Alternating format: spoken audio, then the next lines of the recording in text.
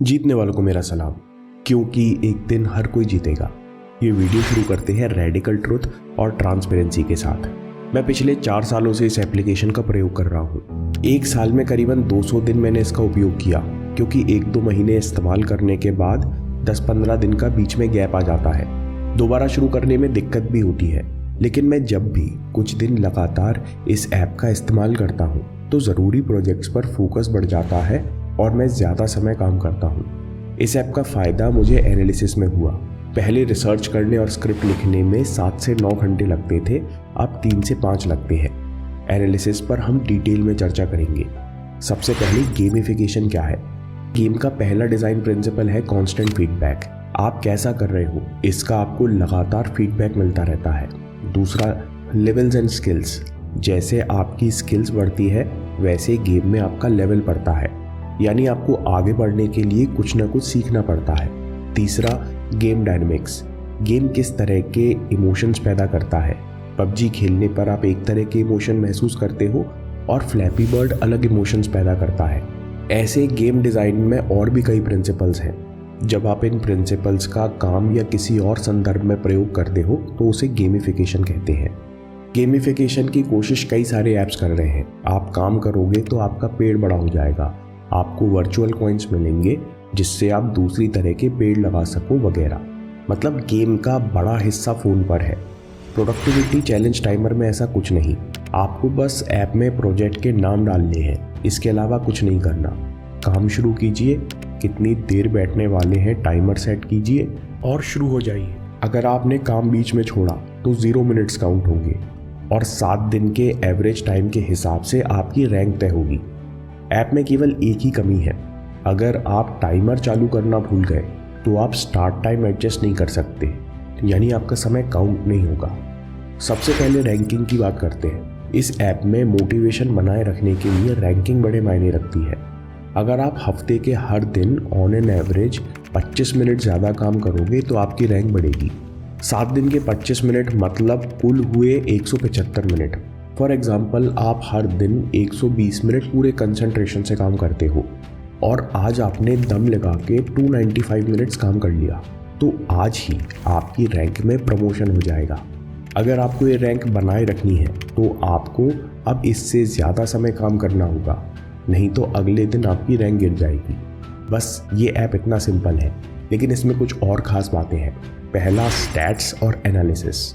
Work time, आपने कितने समय काम किया ये आप कई तरह से देख सकते हो, जैसे हफ्ते के कौन से दिन और दिन के कौन से घंटे आप सबसे ज़्यादा काम करते हो, आपने किस प्रोजेक्ट पर सबसे ज़्यादा काम किया। ये सारा डेटा आप मंथली, वीकली और डेली बेसिस पर देख सकते हो। रोलिंग एवरेज से आपको अपनी रैंक का भी अंदाज़ा लगता है। इस ऐप को 2 हफ्ते इस्तेमाल करने के बाद आपको एहसास होगा कि अगर आप पूरे कंसंट्रेशन से 6 से 7 घंटे भी काम करते हो तो भी आप काफ़ी स्पीड से आगे बढ़ते हो। लेकिन ये इतना आसान नहीं है। पूरे दिन कंसंट्रेशन और एनर्जी बनाए रखने के लिए आपको बीच में डीप ब्रेक्स लेने होंगे। एक पोमोडोरो साइकिल में आप 25 मिनट काम करते हो और 5 मिनट ब्रेक लेते हो।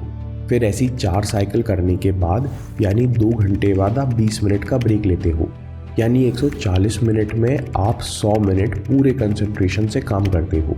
यानी हमको 7 घंटे काम करने के लिए 40% ज़्यादा समय, करीबन 9.25 घंटे देने होंगे, जो कि आसान नहीं है क्योंकि बीच में छोटे मोटे काम भी आते हैं। मैं अक्सर अपने सबसे कठिन काम में लगने वाले समय और पैटर्न को एनालाइज करता हूँ, जिससे मुझे अपनी वर्किंग स्टाइल के बारे में कई डिटेल्स पता चले। जैसे अगर जिस दिन मैं सुबह बार बार ब्रेक लेता हूँ और लंच से पहले 30 मिनट से छोटे इंटरवल्स में काम करता हूँ तो उस दिन कंसंट्रेशन की क्वालिटी गिरती है और मुझे काम में संतुष्टि नहीं होती। नोटिफिकेशन की टाइमिंग और emotional tone productivity challenge timer को बाकी सारे ऐप से अलग करती है। इसकी टोन मजाकिया और चैलेंजिंग है। अगर आप पीछे चल रहे हो तो ऐप आपको सुबह सुबह बताता है कि आज रैंक बनाए रखने के लिए आपको कितना काम करना है। अगर आप अच्छा कर रहे हो तो ऐप आपको बताता है कि अगली रैंक पर जाने के लिए कितना एक्स्ट्रा काम करना है। जैसे जैसे आप अच्छी रैंक पर जाएंगे तो आपको रियलाइज़ होगा कि हफ्ते का एवरेज टाइम मेंटेन करना आसान नहीं है। आपको समय निकालने, डिस्ट्रैक्शन से बचने और एनर्जी बनाए रखने के लिए कुछ स्किल सीखनी होगी। इस ऐप में एक और ख़ास बात है कि सारे अचीवमेंट्स और रैंक्स के नाम छुपे हैं। साथ में कुछ सरप्राइजेस हैं जो अपने आप अनलॉक होते हैं। इनके बारे में बताकर मैं आपका मज़ा ख़राब नहीं करना चाहता। अब प्रो मोड की बात करते हैं। जब मैंने प्रो मोड खरीदा था तब 150 रुपये का था। आज इसकी कीमत 250 रुपये है। फ्री और प्रो मोड में मुख्य अंतर है कि फ्री में केवल 4 प्रोजेक्ट्स हैं और प्रो मोड में 999 एक्टिव रहते हैं। आप स्टूडेंट हो तो आपको ज़्यादा प्रोजेक्ट की ज़रूरत नहीं है। रिवीजन को एक प्रोजेक्ट बनाओ और बाकी 3 सबसे कठिन सब्जेक्ट्स को 3 प्रोजेक्ट्स बना लो। फ्री मोड में आप डिलीट करके नया प्रोजेक्ट भी जोड़ सकते हो। अब करते हैं कुछ हैकिंग की बात।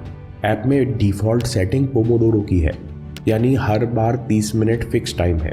अगर आपको 15 या 20 मिनट काम करना है या हर बार अलग अलग टाइम सेट करना है तो 2 सेटिंग्स बदलनी होंगी। सेटिंग्स में जाइए, वर्क सेशन ड्यूरेशन में कस्टम टाइम 5 मिनट कर दीजिए।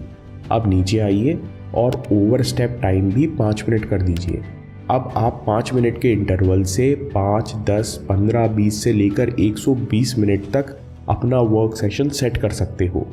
मैं अधिकतर 25 से 30 मिनट का समय चुनता हूँ। अगर काम में ध्यान लगता है तो 10-15 मिनट बढ़ा देता हूँ।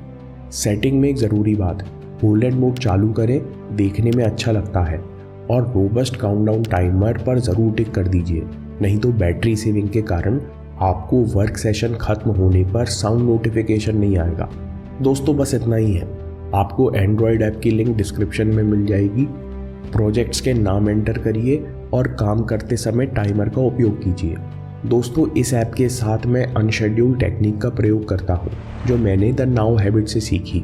इस टेक्निक के ज़रिए आपको काम करने की इच्छा होती है और आप प्रोक्रेस्टिनेशन की आदत छोड़ सकते हो। आपको नई चीज़ों के लिए समय निकालने का भी मौका मिलता है। इस टेक्निक को अभी देखिए या बाद के लिए सेव कर लीजिए, और याद रखिए आपके समय से कोई वीडियो, कोई ऐप, कोई न्यूज़ कीमती नहीं है। मैं काम के किस्से लाता रहूँगा। हिम्मत, हरकत, होशियारी, हम जीतेंगे।